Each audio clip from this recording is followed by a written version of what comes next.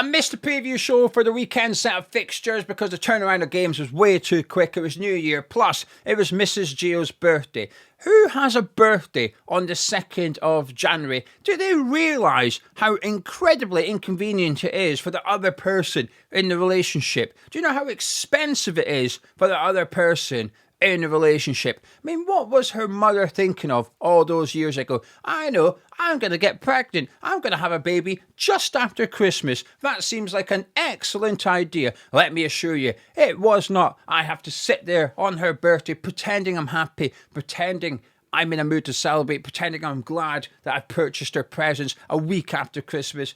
Woo! Happy birthday, Mrs. Gio. Meanwhile, in my head, I'm just cursing her mum. I'm thinking, look what you've caused. Look what you've caused here. Anyway, rant over. Welcome back to the Tartan Gio YouTube channel. If that's not put you off, please do subscribe. And off the back of missing that video at the weekend, some of you were a little bit concerned. Some of you were looking for the video and couldn't find it. 2 people commented on the channel. 2 people even emailed to make sure I was all right. 4 of you got in touch. I was sat there thinking, oh, stop it. Stop it. Don't stop it. Do not stop it. It's a wonderful feeling to feel wanted. So thank you very much to you 4 people. And apologies that I couldn't do the preview show. I just had too much on. Something had to give. This channel earns me about £90 a month. Well, it earned me £93 in December. So it's one of those things. This is the one that's got to go. But not here. Not today. Happy New Year, everyone. New Year, same old Gio, same old nonsense, and same crap predictions. So let's get straight into it. West Ham hosting Nottingham Forest. No wins in 9 for West Ham United. We've won just 2 of our last 13 at the London Stadium. 8 defeats in that time as well. And this is a fact, I think. I say I think. I read it. It didn't feel true. I Googled it. I thought I need to validate this fact. And loads of different sources are saying it's true. But I'm concerned that maybe one person has told a lie and everyone else has just copied that person's lie. No one's actually validated it. Those things can happen, can't they? So I'm going to tell you what the fact is. But I'm just a little bit worried. And I'm reaching out to you. You're my research. Because if you know that this is a lie, let me know in the comments below. Because it just doesn't feel true to me. Maybe you'll be the same as I am. Which is that no manager has ever been sacked twice in the same Premier League season by different clubs. So obviously, if Nuno gets sacked by West Ham and obviously he was sacked by Nottingham Forest, he would make history. But that just doesn't feel right. Surely it's been another manager who's been sacked on 2 occasions in the same Premier League season. There's got to be, hasn't there? Anyway, as for Nottingham Forest, it's 4 without a win for them, and they've lost as many in their last 6 as Nuno did in his last 15 as Nottingham Forest manager. Massive game at the London Stadium. As a West Ham fan, I'm sort of resigned to relegation, but I have to try and put that to one side. Look at the league table. We beat Nottingham Forest, we've got a point behind them. Nottingham Forest beat us, we're 7 points behind them. We could even finish the week in 19th, depending on what happens at Turf Moor with Burnley. Huge game for us, but off the back of what I've seen against Wolves on Saturday, it's very difficult for me to be optimistic about this one. West Ham 0, Nottingham Forest 1. Bournemouth host Tottenham. It's 11 without a win. For Bournemouth, 6 defeats. However, they have scored at least 2 in 5 of the last 9. So they're scoring goals. The problem is they're conceding a bloody lot of goals as well. And their games are very entertaining. I've watched a lot of Bournemouth over this time. They've been unlucky in some games. They've played well in games. But 11 without a win. There's 2 teams I think deserve bigger conversations. One of them is Bournemouth for bad reasons. And the other one I'll speak about in just a minute. As for Tottenham, though, the last 5 games they've scored either 1 or none. They're not scoring a lot of goals at the minute. 1 win in 5. However, they've won 4 of 5 games against teams in the bottom half of the table. I watched them against Sunderland. They were okay in the first half. They were a better team in the first half. But the second half, Sunderland were all over them. The boos ringing out at full time once again. And deservedly so. I'll keep sticking up for Tottenham fans that are booing Thomas Frank and Spurs at the minute. I can't believe I'm doing it, but I am, because I believe in... I don't really know. I believe in fans' right to be unhappy with what they're seeing. I don't know. Is that a thing to believe in? I don't know. But I do. Bournemouth, it feels like everything's there for Bournemouth. It feels like they're not that far away from a win. And the 11th out of win should be alarming, but it doesn't yet. And I think that's because of how bad certain teams are, including West Ham in the league, but also because when you're not winning but you're scoring a load of goals, it feels like, well, you'll be okay, because that biggest issue, it's not an issue for you, which is putting the ball in the back of the net. They're doing that. I think they will. I think it's Bournemouth 3, Tottenham 1. The other team that deserve a conversation is Brentford. Do you know where they are in the league table? Don't look, don't cheat. Do you know where Brentford are in the league table right now before a ball is kicked this week? 7th. They're 7th in the league. The job Keith Andrews is doing, where's the credit? Where is the credit? He deserves far more credit, far more recognition. Brentford as a football club deserve far more credit than what they're getting. A lot of people, not myself, well, I did actually. I did think it was a gamble promoting Keith Andrews, but I never had Brentford to go down. I defended the appointment of Keith Andrews at Brentford. But they got a lot of criticism from pundits and journalists. Well, let your apologies be as loud as your criticism in the summer, please. Thank you very much. Brentford have won 3 in their last 4, winning 3, drawing 3, and losing 1 at home. They are brilliant at the G-Tech Community Stadium. 7th in the league, coming up against Sunderland, who've won just 1 of their last 7 away games in the Premier League. 3 defeats, however, they are unbeaten in 5. They're getting by, as they're missing a few players due to the African Cup of Nations. I think that is good for Sunderland. When you're putting a point here and there on board, when you're missing players, that's a sign of a good team. That's a sign of a good manager. It's a sign of a good squad. And I think that's exactly what Sunderland are. But take nothing away from Brentford. Thiago with another hat-trick. Shada had one a couple of weeks ago. Their front 2 are firing at the minute. They are a team well organised, well disciplined. They've got a game plan. It may not be for everyone, but it is working. It's working well. And they're well within their right to look at the table at the minute. I think, do you know what? Small but realistic chance of European football, because the teams around them are inconsistent. They keep chucking points away. Brentford are just quietly going about their business. I'm going to say Brentford 1, Sunderland 1. Hey, new year, but it wouldn't be a Geo preview without a 1-1 prediction. And spoiler, it's not the only one. I might even have another 2. Possibly even 3. I don't know what's on the other side of the paper. I forgot. Crystal Palace hosting Aston Villa. No wins in 7 now for the Eagles, losing 5 of those 7 games as well. They've not won at home since November. 2 draws and 3 defeats. So it's not a great time for Oliver Glasner's side. A squad that's thin and being tested and stretched. They look knackered, and they probably are knackered as well. Coming up against an Aston Villa side who've won 4 of their last 5 games by 1 goal. Away games, I should say. But here's a round. And now this was easy for me to fact check. I fact checked it. It's got the geo stamp of true validation. That is true. Which is Emery has not beaten Glasner in his last 6 head-to-heads. So Glasner's got Emery's number here, so something's going to have to give here. Either Palace finally win a bloody game, or Villa stop winning a game, or a draw, but then that's still Emery not beating Glasner, isn't it? Villa are good. Great bounce, getting thumped by Arsenal, a bloody good Arsenal team as well. I didn't see that game because West Ham were playing, but they went and beat Nottingham Forest, and that was a big test because Forest parked the bus in the first half. Villa had all the balls. A case of what you're going to do, and Watkins went bang, have a bit of that. Villa were good, and that was an important win. A tricky opponent, Nottingham Forest, because of the style of play. There was no toe-to-toe. It was, can you break us down?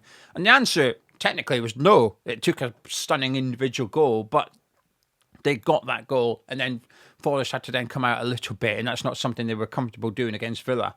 But that was a big win for Villa. I think it was a bit of a test. You've had your defeat. What are you going to do? Win. That was the answer. I think they're going to do it again, though. I'm going to say Crystal Palace 0, Aston Villa 1. Everton host Wolves. I mean, a few weeks ago you would have been, definitely an Everton win, but they've not been great recently. 3 losses in their last 4 games at home. Big defeat against Brentford. A lot of complaints regarding style of play and stuff under David Moyes, which is always going to happen. I think Wolves finally won a game. They were good. Wolves were good in the first. As much as we were bad, Wolves were good. And they're putting some good performances together. It feels like before they played us, it feels like there had been a big improvement in games. Against Arsenal, they were unlucky. got a good point away to Man U, and the fans were quite optimistic off the back of that. 4 points in the last 2 games. It doesn't sound much, but for a team that had 3 points after 19 games, it's quite significant, that. So they can definitely go into this one with a little bit of something about them, Wolves. They've got their win now. They can relax. I say relax, they can't, but they can have a bit more belief going into this one. I'm going to say Everton 1, Wolves 1. Fulham host Crystal... No, they don't host Crystal Palace, Gio.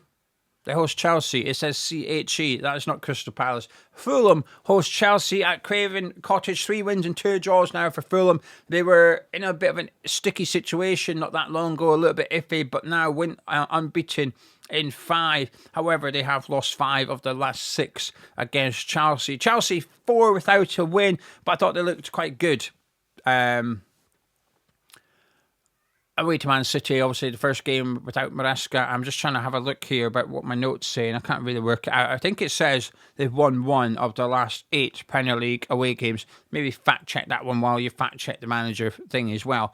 But it does feel true. Chelsea have been very inconsistent.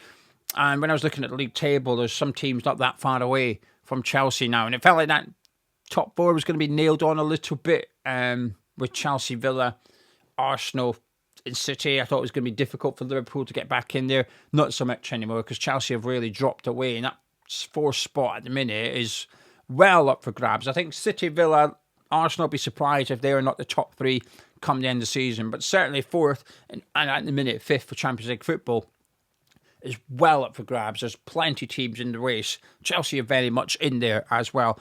Difficult game for them away to Fulham, who've got a little bit of something about them. 2-2 against Liverpool. It's difficult because you don't know what to expect. Lima Senior is going to take over at Chelsea, but is he going to be in charge of this game? Probably not. It feels like it comes a bit too soon. I'm going to say Fulham 1, Chelsea 1. My third 1-1. I promise you I'm not playing the law of averages. That if there's 1-1, I'm probably going to get it right. Anyway, off to Turf Moor, Burnley hosting Manchester United, another team without a manager. Well, Danny Fletcher's the manager, but it's another interim manager here. Burnley 11 without a win now, losing 9. They've lost 5 of the last 6 at home. Some calls now for Scott Parker to be sacked, but you get the feeling he's perhaps not under pressure, and Burnley are prepared to maybe stick with him and also stick with him in the Championship. Something they did with Vincent Kompany and they got their fingers burnt, but one would assume that there's less chance of Parker being poached than Vincent Kompany, so maybe they're going to just stick with Parker throughout the season, and they believe that if they go back down, which is likely, he's the guy that could get them back up again. And it would be understandable. He's got promoted with 3 different clubs now, Scott Parker, and one of them being Burnley too. So you'd understand why they'd maybe have that faith. Because if Burnley get relegated, who do you want to get them back in the Premier League? Scott Parker. That's who you want. You've already got him.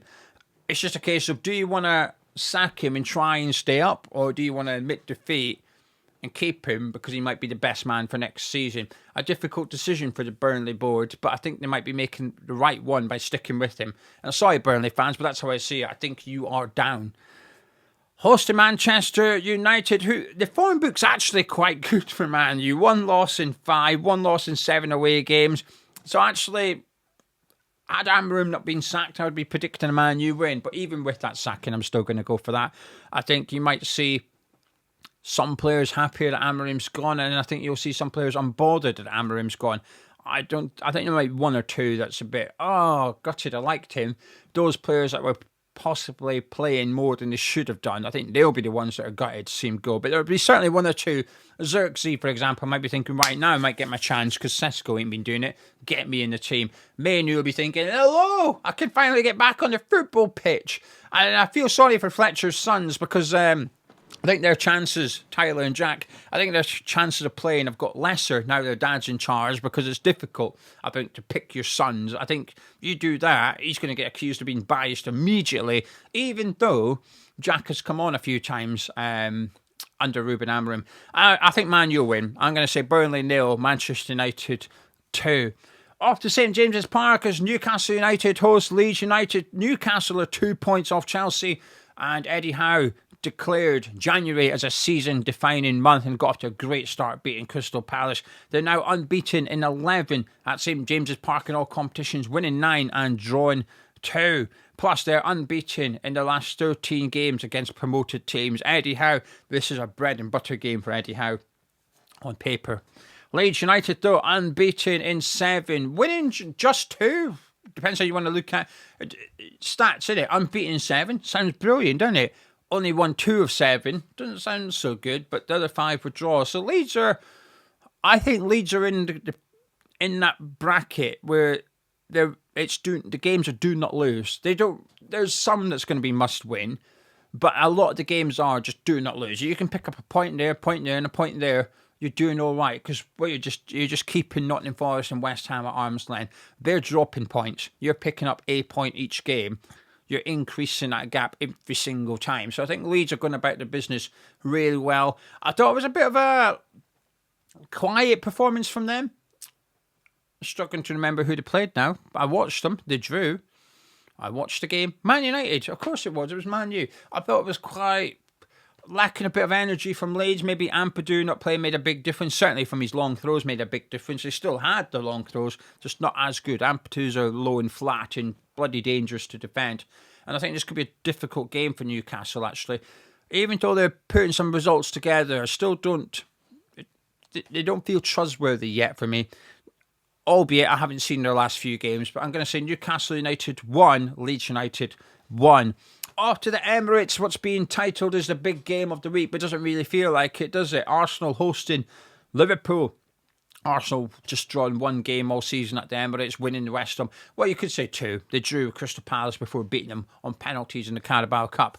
But they are in ridiculous form. And that win against Villa a couple of weeks ago, or last week rather, felt huge, felt significant. It's not just that they won convincingly. A few players missing as well. That was a statement win. And I think to follow up the way they did against Bournemouth, although Bournemouth are not in great form, they're still a team capable. And I thought it was a really good game between the two of them as well. I enjoyed watching it as a neutral. But again, just felt like another important win for Arsenal. All they can do is keep winning. This feels like it should be a big test. It's Liverpool. Liverpool unbeaten in 9. Their form suggests that they're turning things around. But I ain't having it. I'm not feeling it. I caught the end of the game against Fulham because of the delayed kickoff. I was able to switch over and catch it. And got the goal with Gakpo and then Reed with an absolute screamer, by the way. What an absolute goal that was when he come on. It's to protect the draw, really. And Gakpo scored a nice one, Silva. Messed up now, haven't you? Then the most unlikely scorer for Fulham steps up with an absolute rocket. If you haven't seen it, go look at Harrison Reed's equaliser against Liverpool. Liverpool scored in like the 93rd minute to make it 2-1. So they celebrated as if just won the game, and Reed scored after it. Unbelievable scenes. But Liverpool, the form say they're turning around. But performances, I'm just not sure. A lot of injuries as well. I'm going to say Arsenal, who are just a different machine at the minute. 3, Liverpool 1. And finally, it shouldn't be finally, I made a mistake. Man City hosting Brighton. When I did this, I counted them. Hang on a minute, I'm missing a game. I've only got 9. And my brain doesn't let me squeeze it in. I'm not redoing it. Save paper, save the planet. So I'm just doing it out of order. Man City hosting Brighton. City have drawn their last 2. And the last time that they did not win a game after taking the lead at the Etihad was back in March against Brighton. Anyway, they won 11 of 12 at home before that game against Chelsea. However, Brighton beaten Burnley after 6 games without a win, winning just 1 of their last 7 aways. However, Brighton have won 2 and joined 1 under Herzler against Man City. So Herzler has a good record against Man City. It's a tricky game for them. They need to win. They're 6 points behind Arsenal now, and at one point they were winning and going top, and Arsenal were winning and going back top, and City were really putting the pressure on. But the last week's been quite significant. You feel like City have just, I don't want to say choked, but they have dropped 4 points, and that's crucial. They need to get back to winning ways. I speak of not trusting Newcastle. I have not trusted Brighton for quite some time. I'm going to say Manchester City 3, Brighton 2. I think we'll see goals at the Etihad on Wednesday night. That's my predictions. What are your predictions? Please do get involved in the comments below. I've put the list of fixtures in the description and the pinned comments. Just copy and paste. Give me your score predictions. And then when we do the preview and prediction show later on this week for the next set of fixtures, one of you will get a prize. Might be a new year, but it's the same prize as you got in 2025. I'll catch you then.